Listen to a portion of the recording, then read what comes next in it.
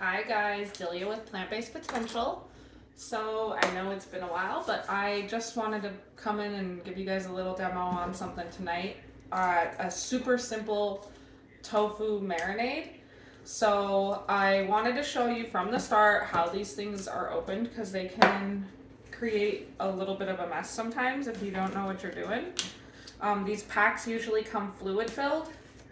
So I usually just cut the corners like that, and then for the sake of having you right in front of the camera at me, all this fluid comes out. And then a lot of people do this thing where you press the tofu under like a plate and some paper towels or something, but I don't usually have time for that.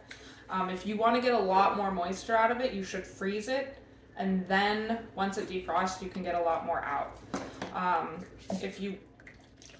Especially if you want more like of a drier texture on your tofu. See how much water comes out just by squeezing it like this. And you want to kind of like keep it together. Don't let it crumble. You're like still pressing, but still holding it in its block form. Right? So I'll usually just give that a good squeeze, right? And then look at all that fluid. And then I will go ahead and move this stuff out of the way here.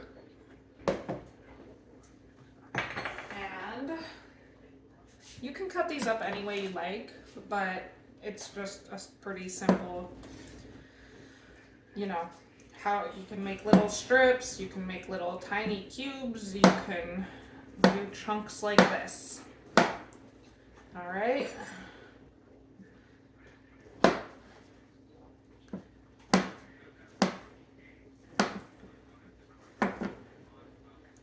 And you know what? Now that I'm looking at these guys, I'm gonna just cut them into a little bit smaller cubes.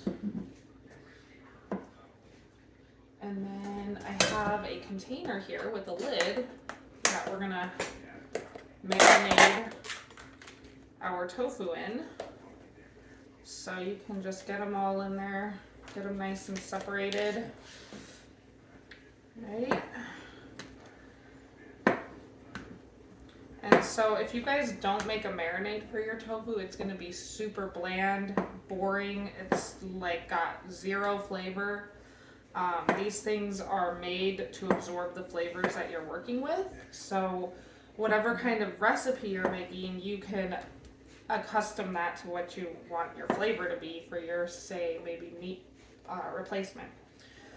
This evening, I'm doing a super duper simple balsamic dressing, right? So I'm gonna go ahead, and I always recommend doing the marinade in a little bowl first and then adding it to.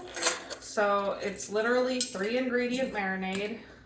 It's 2 tablespoons of balsamic vinegar, right?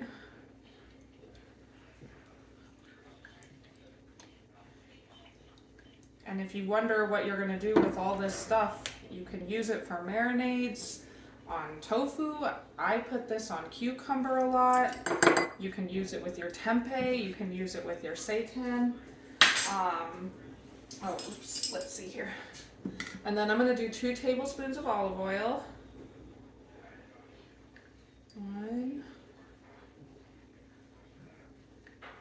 2, right, and then we'll do like a half of a teaspoon of some of this garlic powder.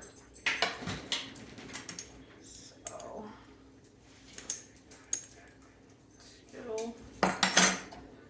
Right, and then I'll just give this a little whisk. Get that stuff all mixed up. And it just soaks better on the tofu once you get it mixed up. I have tons of other quick, easy marinades. You could do soy sauce and sriracha with some other seasonings like paprika or smoked paprika or liquid smoke, or you can add some maple syrup or there's tons of things that you might have in your fridge that will get the marinating job done.